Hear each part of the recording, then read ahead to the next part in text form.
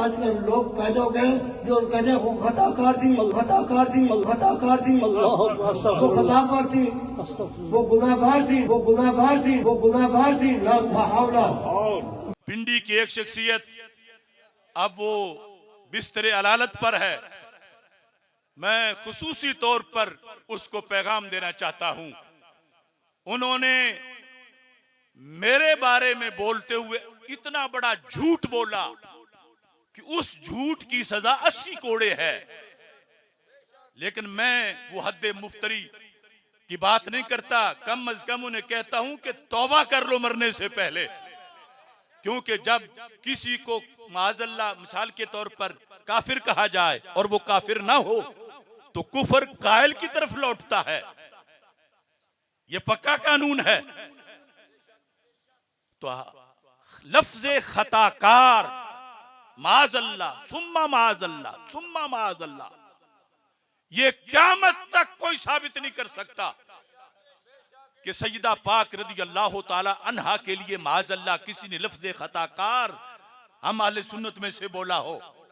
लेकिन हसीनुद्दीन शाह ने अपनी जुबान से लफ्ज़े खताकार बोला। तो अब हमने तो बोला नहीं, तो फिर लौट के ये लफ्ज़ उसकी तरफ जाएगा।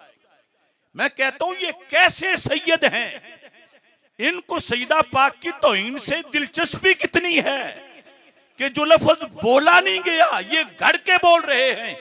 तो जब बोला नहीं गया इन्होंने खुद बोला हमें बदनाम करने के लिए, तो रब तो देख रहा है। दुनिया से छुपोगे तो अल्लाह से कैसे छुप सकते हो? लिहाजा वक्त है तौबा करके मरो। और जिन्होंने भी लफ्ज़े खताकार की निस्बत की सैयदा पाक रज़ी अल्लाह ताला अन्हा की तरफ, हमने सबका रिकॉर्ड रखा हुआ है, सारे 80 कोड़ों के मुस्तहिक हैं। और फिर खुसूसी तौर पर उन पर तौबा लाजिम है कि वो लफ्ज़ जो वाकई बहुत बड़ा काबिल गिरफ्त लफ्ज़ है उन्होंने अपनी तरफ से घड़ के माज़अल्लाह इतनी बड़ी हस्ती के तरफ मंसूब कर दिया।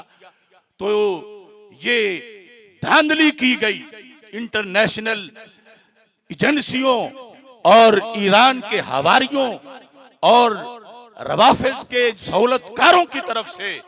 मगर अल्लाह का फजल है, हक कल भी चमक रहा था, हक आज भी चमक रहा है।